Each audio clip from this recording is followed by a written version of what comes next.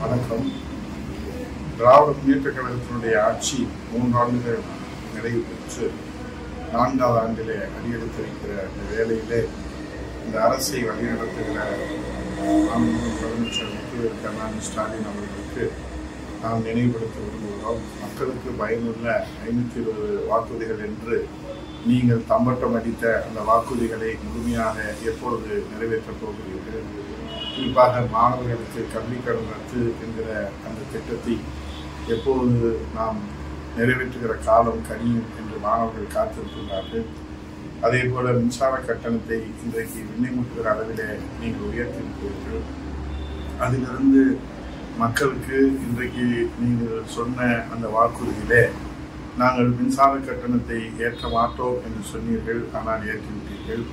அதே போல மாதம் ஒரு முறை மின் கணக்கீட்டு பணிகளை நாங்கள் மேற்கொள்வோம் என்று சொன்னீர்கள், ஆனால் அதை செய்யவில்லை. எதை செய்வோம் என்று சொன்னீர்களோ அதை செய்யவில்லை, எதை செய்ய மாட்டோம் என்று சொன்னீர்களோ அதை செய்கிறீர்கள்.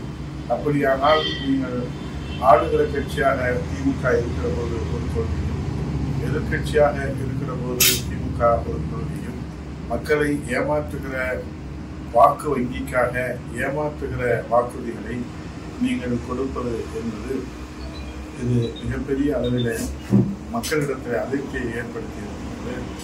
இன்றைக்கு ஒருவரை ஏமாற்ற வேண்டும் என்று சொன்னால் அவர் ஆசையை தூண்ட வேண்டும் என்று சொல்வார்கள். ஆனால் நீங்கள் மக்களுக்கு ஒரு பேராசையை நீங்கள் தன்னிச்சையாக வருகிறது என்று சொல்லி அதை செயற்கையாக உருவாக்கி மக்களுடைய பேராசையை செயற்கையாக நீங்கள் தூண்டிவிட்டு அதிலே வாக்கு வங்கிக்கு குறுகாயிர நினைக்கிற உங்கள் அரசியல் இன்றைக்கு கேள்விக்குறியாகியிருக்கிறது. ஆகவே இது கொடுத்த வாக்குறுதிகளை நீங்கள் நினைவிலே வைத்துக் கொள்கிறீர்களோ இல்லையோ மக்கள் இன்றைக்கு கேள்வி எழுப்ப ஆரம்பித்திருக்கிறார்கள். அதனால் நீங்கள் நிறைவேற்ற இல்லாத நிலையினால் அதிருப்தி அடைந்திருக்கிறார்கள், கோபம் அடைந்திருக்கிறார்கள். ஆகவே எப்போது நீங்கள் கல்வி கடனை ரத்து செய்ய முன்வருவீர்கள்? மாணவர்கள் அதற்கான காலம் கனியுமா என்று எதிர்பார்த்திருக்கிறார்கள்.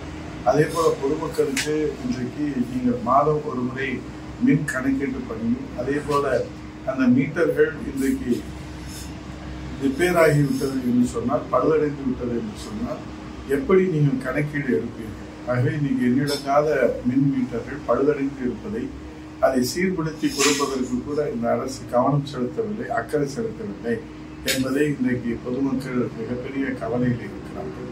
மக்கள் கவலை பற்றி உங்களுக்கு கவலை இல்லை. ஏனென்றால் நீட் தேர்வு ரத்து ரகசியம் எங்களிடத்தில் இருக்கிறது என்று சொல்லி சொன்னவர் லண்டனில் இருக்கிறார். ஆனால் அவர்கள் இங்கே நீட் தேர்வை எழுதி கொண்டிருக்கிறார். 1 லட்சம் மாணவர்கள் இன்றைக்கு நீட் தேர்வை எழுதி கொண்டிருக்கிறார்கள். சொன்னவர் நீட் தேர்வை பற்றி கவலைப்படாமல், ரகசியத்தை பற்றி கவலைப்படாமல் அவர் கடல் கடந்து லண்டனிலே சென்று அங்கே தன்னுடைய சுற்றுலா முகாமை அமைத்திருக்கிறார்கள். ஆனால் உயிரை படைய வைத்து இங்கே மாணவ செல்வங்கள் இங்கே தேர்வை எழுதுகிற ஒரு நிலையை நாம் பார்க்கிறோம். இதிலே அவர் இளைஞர் மேம்பாட்டு துறையினுடைய விளையாட்டுத்துறையுடைய அமைச்சர். ஆக இளைஞர் மேம்பாட்டுக்கு பாடுபட வேண்டியவர் விளையாட்டுத்துறை அமைச்சர் விளையாட்டாகவே இருக்கிறார் என்பதுதான் மக்கள் இன்றைக்கு பேசிக்கொள்வது. லண்டனில் இருக்கிற அவர் காதுகளுக்கு எட்டுமா என்பது நமக்கு தெரியவில்லை. ஆகவே லண்டன் செல்வது தவறல்ல.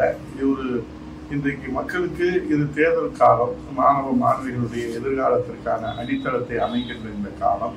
இந்த காலத்திலே அவர்களுக்கு ஒரு உரிய வழிகாட்டுதலை வழங்க வேண்டியது அரசுடைய கடமை, அமைச்சருடைய கடமை. அதிலிருந்து இன்றைக்கு தவறி நீங்கள் லண்டன் சுற்றுலா சென்றிருப்பது இன்றைக்கு மக்களிடத்திலே மிகப்பெரிய அதிருப்தியை ஏற்படுத்தியிருக்கிறது. தலைவணி மொழியில் தொண்டர் அவதி என்ற அடிப்படையில் இன்றைக்கு தொண்டர்களும் இங்கே சுற்றுலா மேம்பாட்டு கழகமாக திமுக மாறி இருக்கிறது.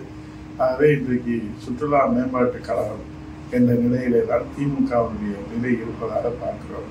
ஆகவே செயலிழந்து இருக்கிற இந்த நிலையை மாற வேண்டும் என்று மக்கள் எதிர்பார்த்து இங்கே தீர்ப்பு அளித்திருக்கிறார்கள் என்று நம்புவோம்.